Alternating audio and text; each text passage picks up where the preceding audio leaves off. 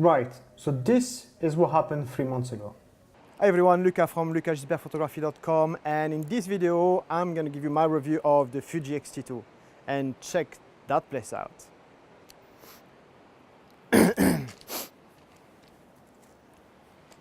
So 3 months ago I was ultra motivated. I thought, okay, I'm going to go to the mountain, I'm going to do the xt2 review. I took such a kit, the drone, everything. I really wanted to make something nice.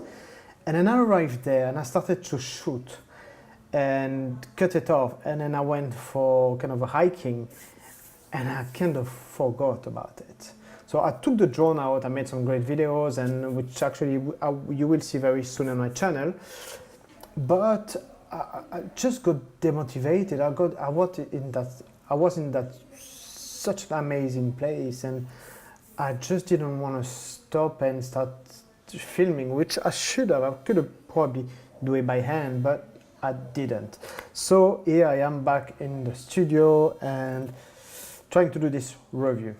Now I have now owned the Fuji xt2 since the beginning of the wedding season. I've actually got a second one here, and as you can see, this one's got a grip, this one doesn't.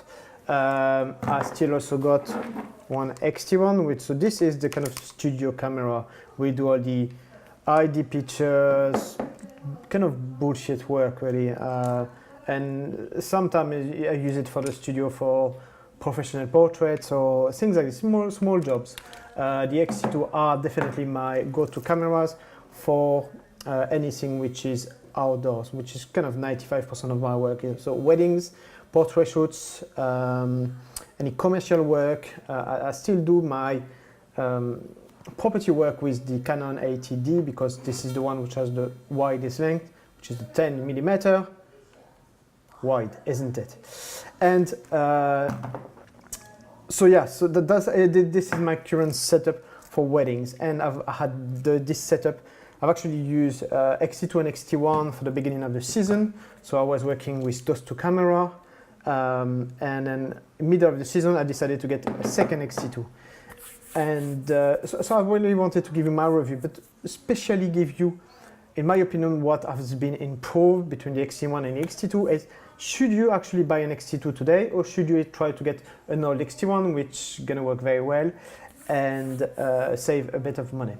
So let's look at the improvement that the xt2 has done since the xt1. Now let's start with the autofocus improvement from this one to this one. Now let's look at the size first. Now the xt2 is slightly bigger than the xt1. I mean, we're talking in millimeters. You know, the difference is, you can actually feel the difference when you take it, but it's something you will probably forget after using it for a little. The autofocus is probably the biggest improvement which you can actually discover when you are shooting. The xt1 focus was pretty slow, and the continuous was a nightmare to use. This one has actually well improved the single continuous, so the single and the continuous focus mode. Now the manual, I don't really use it. Works okay, but the problem is the electronic shutter, which I don't really like. When using manual, it's got quite a big lag. But you know, I use it kind of most of the time on single and continuous. It's quite rare, but it happens that I use it. And I know that with the xt1, you know, if you didn't have a right lens on, you were really struggling. As now with the continuous focus on the xt2, you can really get some good results. The single autofocus is also much faster, much more snappier. You know, you feel like you really have a processor in there that is working much harder and much quicker than the xt1. One of my biggest complaints with the xt1 was the actual ISO performances. Now the ISO, the native ISO on the xt1 goes to 6400. We can now go up to 12,800. They've added also this little click security, so when you press you can move it, and to release you press it and it doesn't move. On the xt2, what you have to do is press and then turn. And that works well, but I prefer the system where, you know, I just leave it open. I can change it without having to press, and if I want to lock it, I just lock it. So the system is good. But let's going back to the ISO performance, we kind of win, you know, a bit in the quality. I still think that over 6400 is not professionally usable. You can maybe work and try to fix a better noise, but in my opinion 6400 is really the limit of the xt2 if you want to have some kind of decent result. Moving over to the speed dial, we can now see that we can go up to 1/8000 of a second on the mechanical shutter, which before was 4000, and but the most important is we can have a flash sync at 250th of a second. So that's really good if you're using flash. Personally, I use it a lot, so it's very handy. They've also done something with the screen, which now you can pull it up two ways, which is good. I actually use it quite a lot, in the church, if you want to get this portrait mode and you don't have to go down, you can just stay there. And that's good. The other thing which is okay is the joystick which they've added. So you can have one here and you can have one on the grip if you have the grip. Personally, I don't really like the joystick. I've actually reformatted those 4 buttons to focus selection because it's so small, it has no travel between going up. So you have to put your thumb on it and you kind of, it's just really annoying. Any other cameras there that had a good grip, it was comfortable.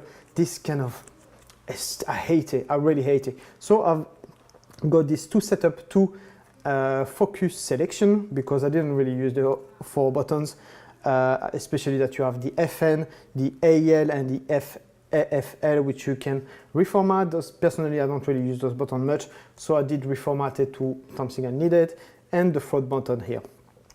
So yeah, on the aesthetic side, this is pretty much what's changed. Inside, we now have 24 megapixel, better resolution, so you can crop a little more. But what I've realized, which is more important to me, is that we'll have a much better dynamic range. Now, the dynamic range of those of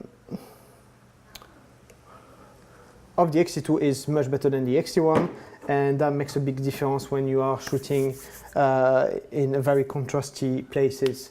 So yeah, that's pretty much it. Apart from this, the difference between the xt1 and the xt2, in my opinion, is not that big.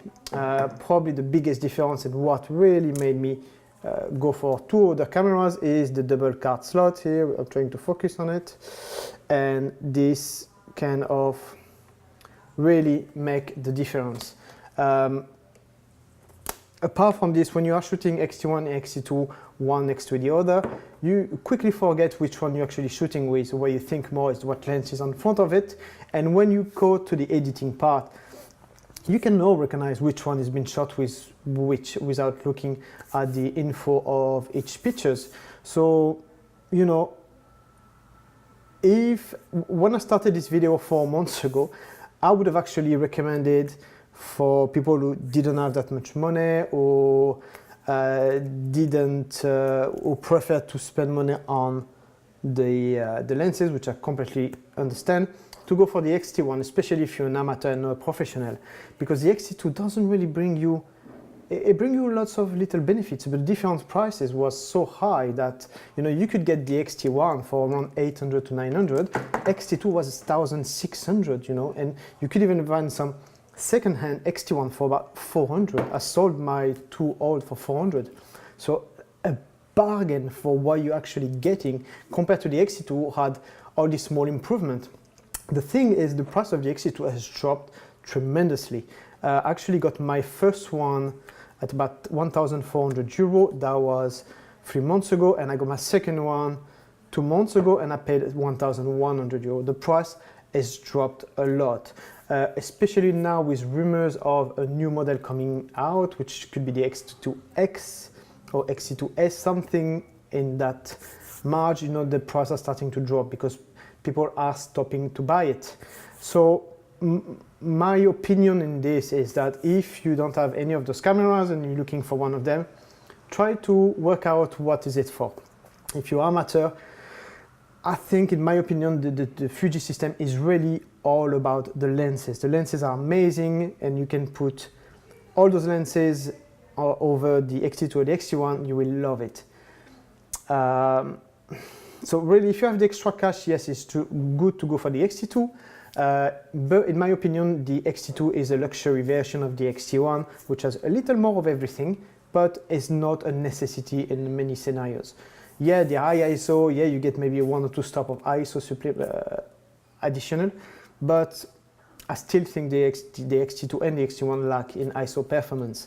So you're not going to get groundbreaking ISO performance like the Sony or Canon or Nikon giving you on the high-end cameras.